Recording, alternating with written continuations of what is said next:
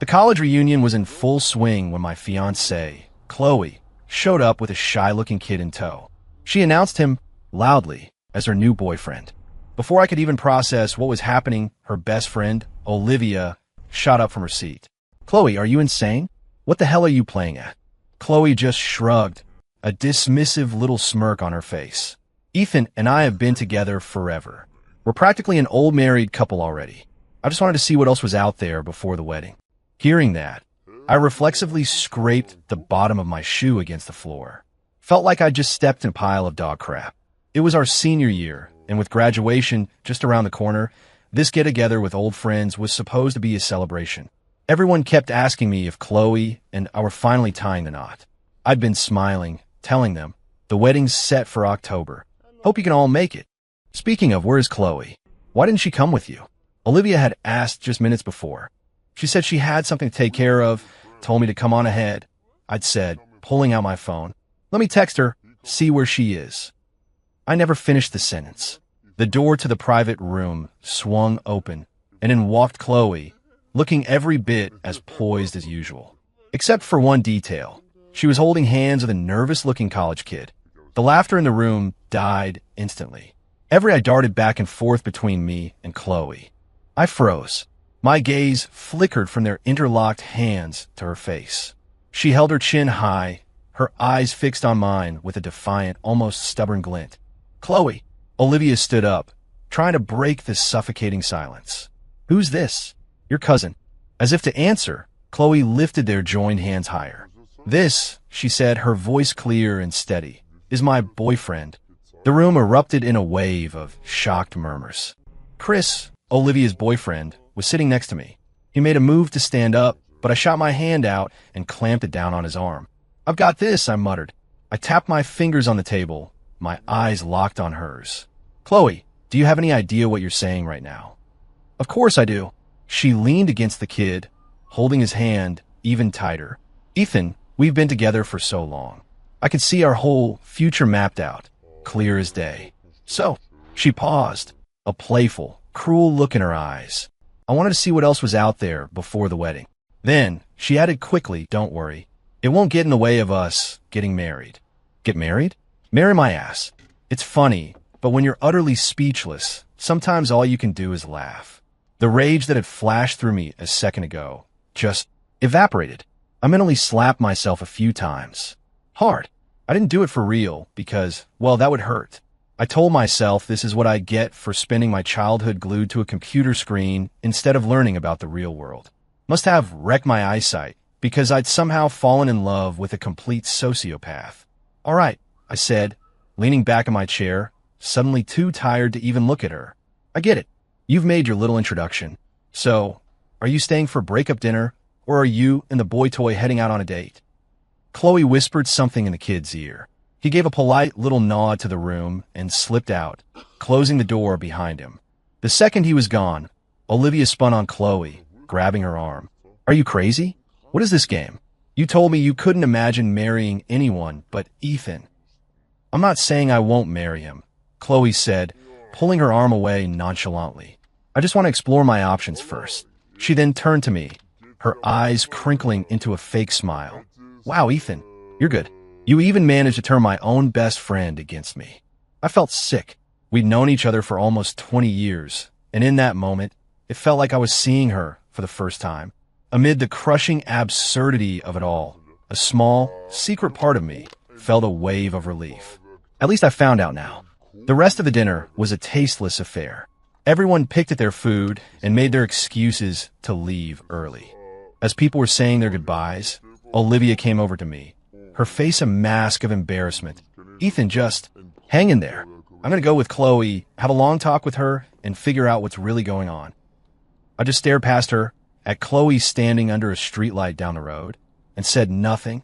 The reason? It didn't matter anymore. Seeing my silence, Olivia turned to her boyfriend. "Chris, you stay with Ethan for a bit. I'll catch up." Chris walked over, a complicated look on his face. "Dude, you want to grab a drink?" "Yeah," I said, slinging an arm around his shoulders. "Nobody really drank tonight. Let's go fix that." We found a dive bar downtown, and Chris filled a whiskey glass for me. "Dude, if you need a vent, just let it out." I raised my glass to him and downed it in one go. Chris looked even more torn up than I did tonight. He tried to speak up at the restaurant a few times, but I'd held him back. He was a good friend. I always thought he and Olivia were perfect for each other. Man, maybe Chloe just had a moment of temporary insanity, he started. I'm sure Olivia can talk some sense into her.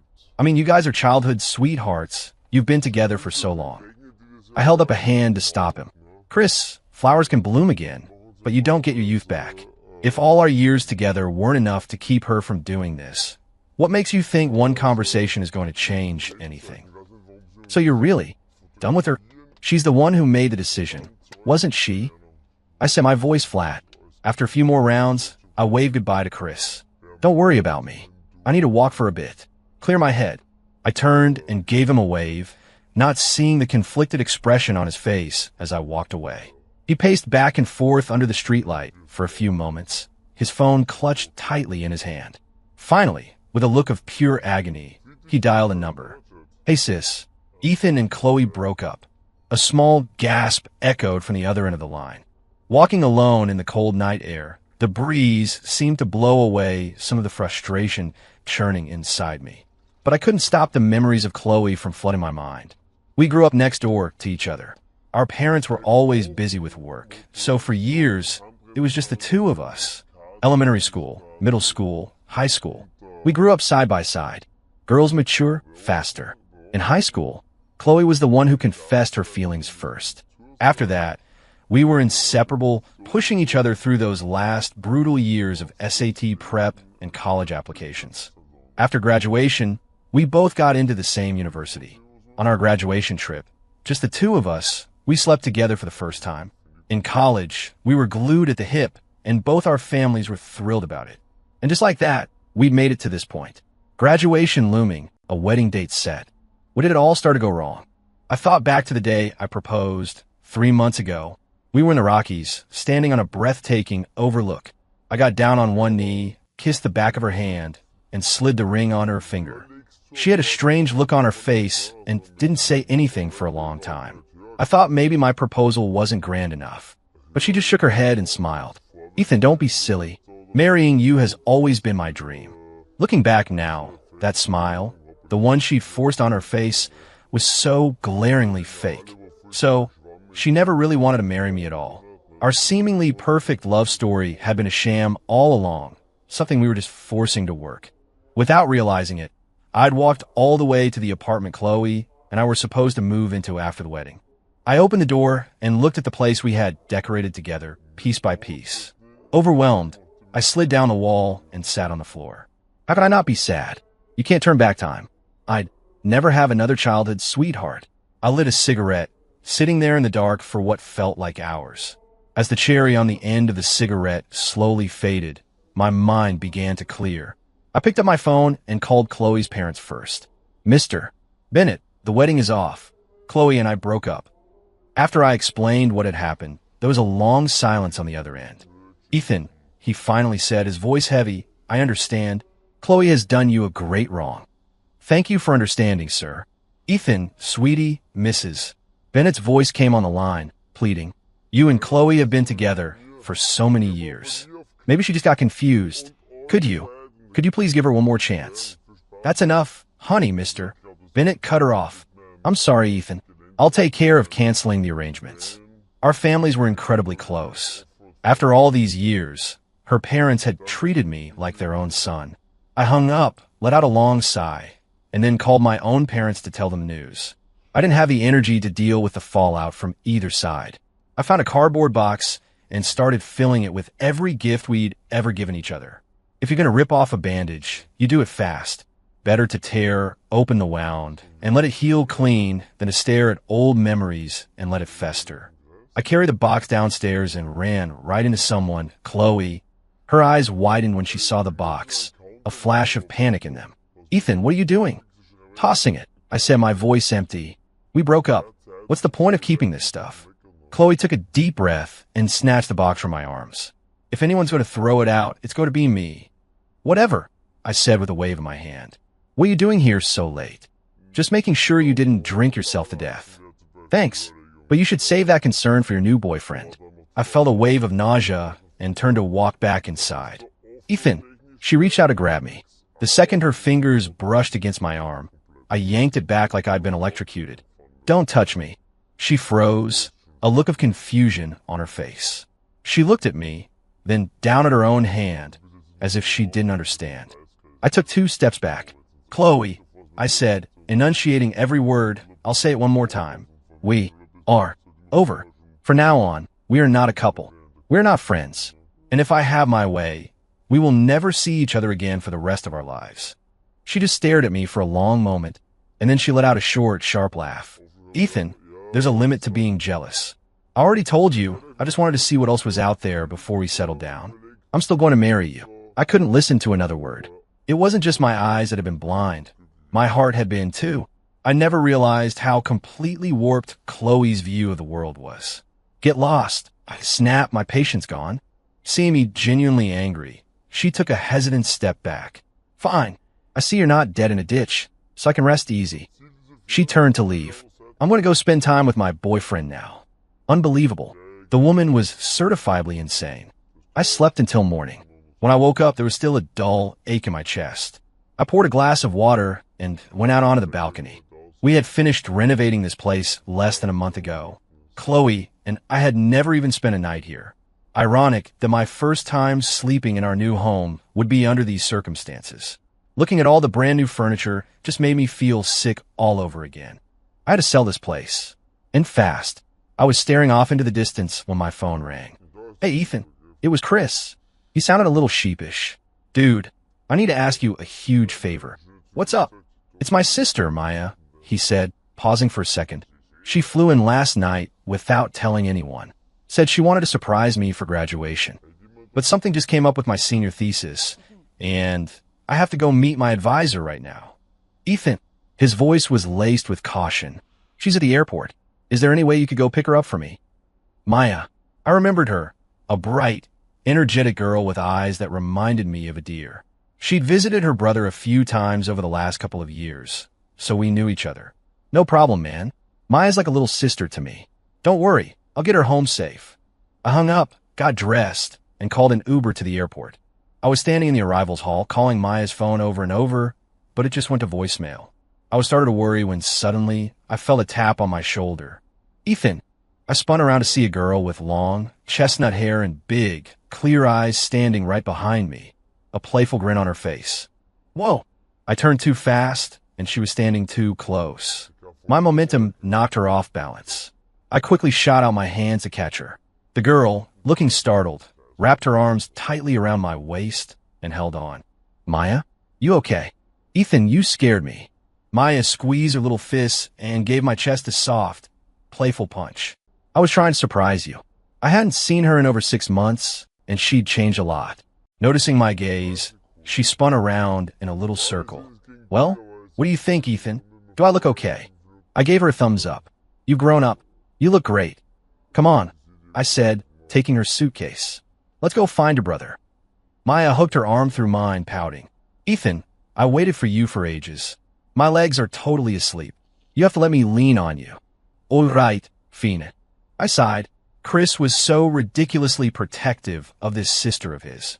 As we walked out of the terminal, a figure stepped out from behind a pillar. It was Chris. He watched us leave, scratched his head with a pained expression, and then made a phone call. Olivia, and I'm just saying if, I did something to betray your trust, then you'd be a dead man. It was clear Olivia was not in a good mood. Right, just kidding. Chris hung up the phone, looking utterly defeated. Little sis, he muttered to himself, your big brother is literally risking his entire future happiness for you. Maya was a ball of energy, chattering away the whole ride. She told me about funny things that happened in her classes, the new books she was reading, the new boba tea flavor she tried. She told me jokes she'd seen online. She didn't stop for a breath. I silently handed her a bottle of water. Ethan, am I talking too much? She asked, looking at me with wide, puppy dog eyes. No, not at all. It's interesting hearing about all this stuff. My mind drifted back to Chloe. How long had it been since she'd shared little things like that with me? The cracks had been there for a long time. I just hadn't seen them. Ethan? Maya was waving her small hand in front of my face. Hello. There's a beautiful woman sitting right in front of you, and you're zoning out? She puffed up her cheeks like a little chipmunk and glared at me. Oh, sorry, no, I said quickly, changing the subject. So, how come you haven't visited in so long? Well, you and Chloe were so busy with wedding plans, I didn't want to get in the way. Seeing my expression change, Maya quickly corrected herself. I mean, I was afraid if I came, I'd just be a distraction for you guys. So you were excited for me to come, right? She asked, linking her arm back through mine, tilting her head with a mischievous smile. Yes, of course, I said, gently tapping her on the forehead. Maya's eyes curved into little crescents as she laughed. She leaned her head against my shoulder. Ethan, I didn't sleep at all last night. Can I just borrow your shoulder for a bit? She carefully rested her head, her arms still wrapped tightly around mine. Thinking about her long flight, I shifted slightly, giving her a more comfortable spot to rest. When we got to the university, I helped her with her suitcase. Want to find your brother first? Nah, no ruse. Who knows how late he'll be stuck with that thesis thing, she said, pressing her palms together in a pleading gesture. Ethan, can you show me around campus? You've been here a dozen times. I'm not sure what else there is to see, but okay, let's go. I turned and started walking. She giggled, skipping to catch up and grabbing onto the hem of my shirt. Hey, isn't that Chloe? There was a safe sex awareness event happening in the main quad. Next to a large display board was a box full of free condoms. Most of the girls walking by would blush and hurry past, while a lot of the guys were stopping to grab a handful. And right there, walking by the booth, were Chloe and her new boy toy. Chloe. I tried to stop Maya, but it was too late. Chloe turned her head and saw us. At that exact moment, Maya tightened her grip on my arm and gave Chloe a cheerful wave. Chloe stared at us for a long, hard second, then turned and said something to the kid. And then she took his hand and led him right into the line to get the free condoms. Unbelievable. Chloe, did you have to put every single one of your flaws on public display? The nausea was back, stronger this time. I took Maya's hand and walked straight across the quad without a backward glance. Ethan, you and Chloe. We broke up, I said, looking at Maya, my voice calm and even. Oh, I'm so sorry, Ethan. She looked into my eyes and stopped herself. She just gave my arm a gentle squeeze. You must be really sad, huh? It's okay. You don't have to feel bad. Okay, let me call my brother. Maya's face suddenly paled a little. She mumbled an okay and walked a few feet away with her phone. Ethan. A minute later, she came back, holding out her phone. My brother says he's still swamped and can't get away. She looked down, unable to meet my eyes. I took the phone. On the other end, Chris was profusely apologetic, swearing he was really stuck and asking me to please take care of Maya for him. I hung up and sighed. Maya, it's almost lunchtime. What do you want to eat? Ethan, I've visited so many times, but I've never eaten in your dining hall. Can we try it? Sure. College dining halls are all pretty much the same. I found a table for Maya, and just as I got in line at one of the food stations, I saw Chloe and her boyfriend walk in. Can't seem to get away from her. I turned my head and pretended I didn't see them. But after I got our food and sat down with Maya, Chloe plopped herself down in the chair right across from us. Maya, what are you doing here? Chloe's voice was dripping with a kind of haughty condescension. I came to see my brother. Maya started timidly, but her voice grew louder and more confident with each word. Chloe gave her a long look, then turned her gaze on me. Ethan, don't you have anything to say to me? Say to you? What? You want me to praise your commitment to safe sex? Congratulate you on doing your part to stop the spread of HIV. Why do you have to be so nasty? Nasty? I thought I was complimenting you.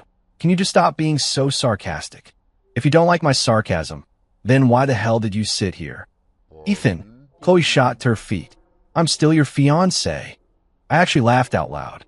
Chloe, I said, tapping my head. If you got a screw loose, go get it fixed.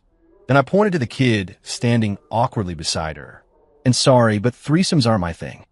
The color drained from Chloe's face. Let's go, I said, pulling Maya, who had been trying to shrink in her seat, up with me.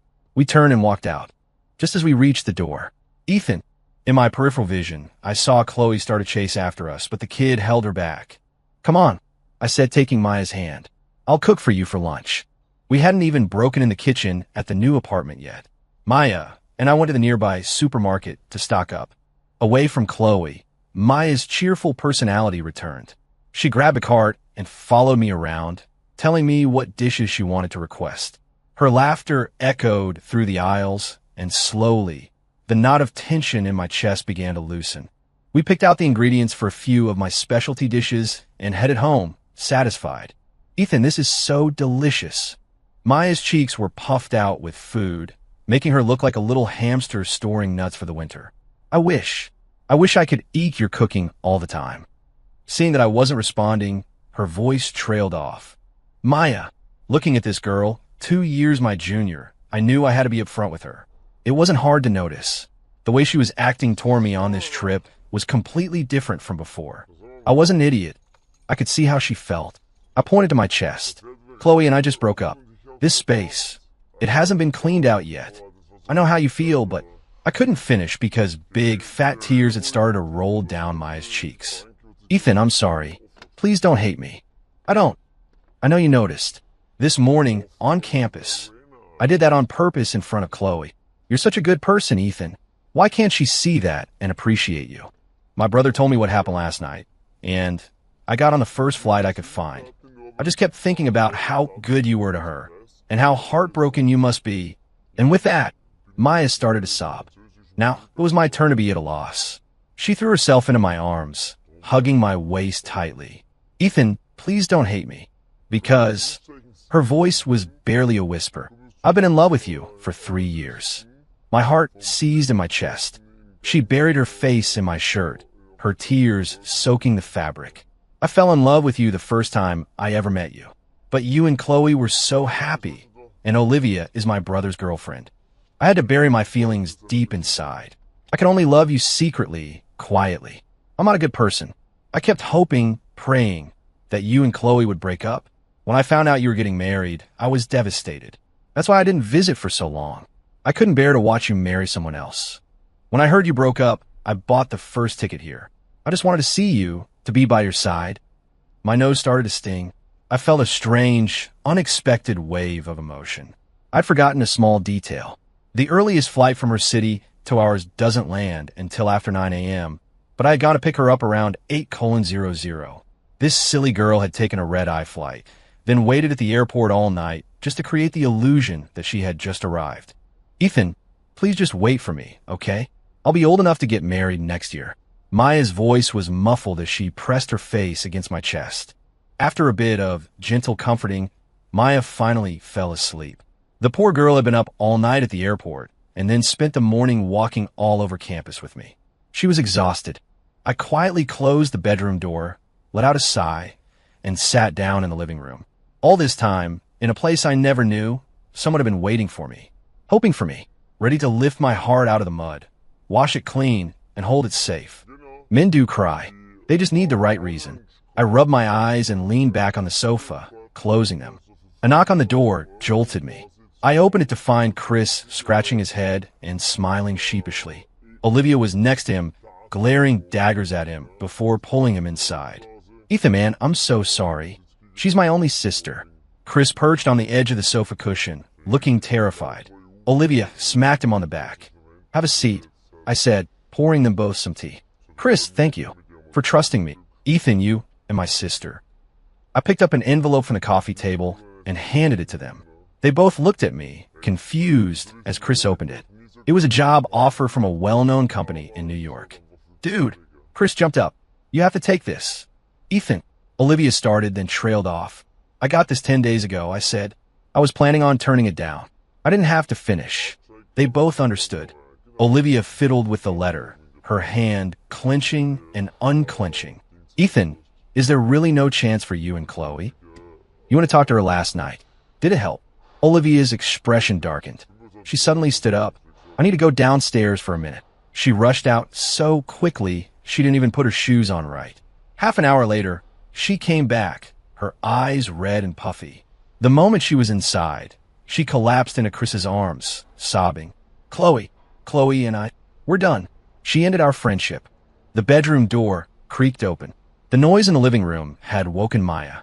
Seeing us all looking at her, she walked out, looking a little embarrassed. Olivia, oh, you sweet, silly girl, Olivia said, wiping her tears. She went over and hugged Maya. "Ethan, you have to treat her right," Olivia said, her eyes still red as she looked at me. "Olivia?" Maya looked like she was still half asleep. "You silly girl," Olivia said again, ruffling Maya's hair. She took the job offer and handed it to her. "Ethan is moving to New York for work." "What?" Maya gasped, covering her mouth with her hands. She looked at me for confirmation.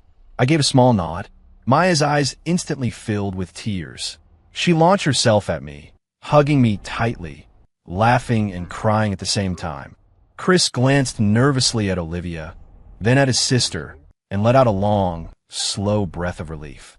Maya and I packed our bags that same day and booked tickets to New York for the next morning. Now that I'd made a decision, I wasn't going to hesitate. That night, the four of us had a small celebration in the apartment. We toasted to my future and to Maya's dream coming true. The apartment was filled with laughter until 11 o'clock. In the end, Chris and Olivia had to practically drag Maya out of there, both of them looking stern. The silly girl had insisted on staying the night. As they pulled her away, she kept looking back at me with a pitiful expression, waving frantically until the elevator doors closed. I smiled, watching her go, my eyes full of a warmth I hadn't felt in a long time. After meeting a girl like this, what was there left to be dramatic about? I closed the door, took out my phone, and blocked Chloe on every platform. Lying in bed, I felt a sense of peace I hadn't known was possible. Tomorrow was a new beginning. Months flew by, and soon it was late fall. I was just walking up to my office building one morning when a pair of hands covered my eyes. Guess who? I gently took hold of the hands, turned, and pulled her into my arms. "It's my Maya. You're so smart. You got it on the first try. Your prize is a kiss from me." Maya was wearing a pale pink lipstick today, and it made my throat feel a little tight. She giggled, pleased with herself. She wrapped her arms around my neck, stood on her tiptoes, and kissed me. "Ethan," a familiar voice from behind me made my blood run cold. "Chloe." I turned around. She was standing there in just a short-sleeved shirt, shivering in the cold wind. "Ethan, I've been looking for you for so long." I never thought she would find me in New York. Before I left, I had specifically asked everyone who knew where I was going to keep it secret. I squeezed Maya's hand reassuringly. Chloe stood in front of me, huge tears rolling down her cheeks, carried away by the wind. "Ethan, I'm done playing games. Will you come back home and marry me?" She was trembling, her voice choked with sobs. "Please, Ethan, I'm begging you." Seeing the look of disgust on my face, Chloe froze, her mouth hanging open. "Chloe, have you forgotten? We broke up a long time ago. The day you announced your new boyfriend, our wedding was canceled. I made myself perfectly clear back then. I hope you won't bother me or my girlfriend again." With that, I took Maya's hand and turned to leave.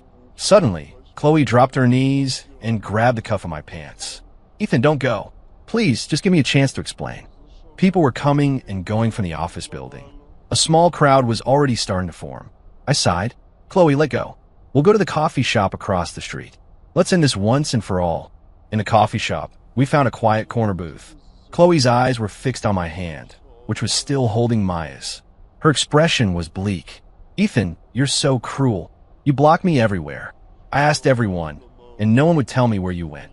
Finally, I begged one of the professors in the registrar's office for weeks until she told me you'd moved to New York. Chloe, my patience is wearing thin. If this is all you have to say, then we're done here." "Ethan," her face seemed to crumble. "Ethan, I never had a new boyfriend. It was just a test." And after all these months, her reasons for what she did meant nothing to me. Whether she had betrayed me or not was irrelevant. I saw this post on Instagram. It said that men don't value what comes too easily. So I thought if I created a little competition, it would make you cherish me more. Hearing her absurd reasoning now, I felt nothing. Real life was truly stranger than fiction. So I found a younger guy who had a crush on me and asked him to play along. "So, Chloe," Maya chimed in, her eyes sharp, "you knew this guy was in love with you, and you still led him on, playing this romantic game with him?" Chloe was taken aback. She started talking rapidly. "Ethan, believe me, it was all an act. That night, I said I was staying with him. I actually went back to my dorm. And the condoms? That was fake, too. I just wanted to provoke you, to see how you'd react. I swear, I never let him touch me." "But Chloe," Maya said, her eyes curving into little crescent moons as she snuggled against my side. Ethan and I have already slept together. Chloe stared, dumbfounded. Her lips moved, but no sound came out. She looked from me to Maya and back again, and the tears started falling once more. Ethan, I don't care. As long as you forgive me, I don't care about any of that. Well, I care, Chloe, I said, leaning back against a booth, my voice flat. Chloe shot to her feet. Ethan, you have to believe me. Nothing ever happened between us. But how can you prove that, Chloe? Maya asked, smiling like a sly fox who'd just cornered chicken. Chloe froze. Her face went as white as a sheet, and cold sweat beaded on her forehead. Prove it. Her hand, holding the small coffee spoon, began to tremble uncontrollably. How can I prove it? She whispered, shaking like a leaf. She finally understood. The moment I chose to give up on her, all of her schemes and games had led her to a dead end. Her innocence, her so-called purity, now depended entirely on whether someone else chose to believe her. And I didn't. Huh. Chloe let out a pathetic laugh. She stood up and looked at me one last time. Ethan, you'll believe me, won't you? You once promised you would protect me for my whole life. I looked her straight in the eye, my conscience clear. Chloe, you just wanted to have your cake and eat it too. You wanted my devotion and the thrill of some new guy's attention. You wanted to push me until I broke, to see how low my standards would go. If I had put up with it back then, I know you would have just pushed things even further. After I finished speaking, Chloe collapsed onto the floor. She slowly raised a hand and slapped herself hard across the face. Then she looked up at me, her eyes pleading. Ethan, please. Give me one last chance. Can you? I didn't say another word. I stood up, took Maya's hand, and walked out without looking back. Arg! Behind me, I heard Chloe's raw, heart-wrenching scream. A year later, Maya and I had a double wedding with Chris and Olivia. Of all our mutual friends, Chloe was the only one who didn't show up. After we finished making the rounds and toasting all the tables, Maya pulled her brother aside. Chris, she said with a grin, from now on, I'll call you Big Brother, and you can call me sister-in-law. Sound like a plan? Years later, I still remember the phone call I got from Olivia that afternoon. Her voice was cold, completely devoid of the patience and warmth she'd always shown me. Chloe, I don't know what kind of game you think you're playing, but if you have even a shred of genuine feeling left for Ethan, I need you to get to your apartment. Right now. What did I say back then? Huh, please. What's Ethan trying now? Tell him not to bother me for a while. He was probably just getting our friends together to try to talk sense into me. It wasn't enough. The shock I'd given him still wasn't enough. I remember thinking for a moment, then telling Olivia, don't bother me. I'm going to the movies with my boyfriend. Chloe. Olivia's voice on the other end of the line was almost a shriek, which then dissolved into a choked sob. Chloe, I think today is the day I finally see who you really are. Go be with your little boyfriend. There was a note of tragedy in her voice that gave me a flicker of unease. I hope you never, ever regret this. Chloe, our friendship is over. Huh, how could I not regret it? I've spent countless nights clutching a tear-soaked pillow, my heart torn apart by regret. That was the last chance Olivia gave me, risking her own relationship with Chris to do it. And I just tossed it away without a second thought. While I was still lost in my fantasy, imagining Ethan on his knees, begging me not to leave him, I had no idea that my own sentence had already been passed. 10 years, 20 years, I've been alone. I cut off all my friends. I rarely go home. When I do, the disappointment in my parents' eyes is unbearable.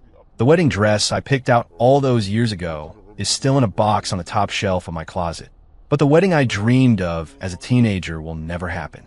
My parents named me Maya, hoping I'd grow up to be a girl full of smiles and laughter. But I think I grew up to be a bad girl. I have a secret. I created a private account on a social media app, and for 3 years, I made a daily entry. September 2, indeed, did Ethan and Chloe break up today? Nope. May 11, did Ethan and Chloe break up today? Nope. February 7, did Ethan and Chloe break up today? Nope. June 10, did Ethan and Chloe break up today? They did. I look at my wonderful husband's sleeping face, blush, and sneak a few more kisses. I really am a very bad girl. End.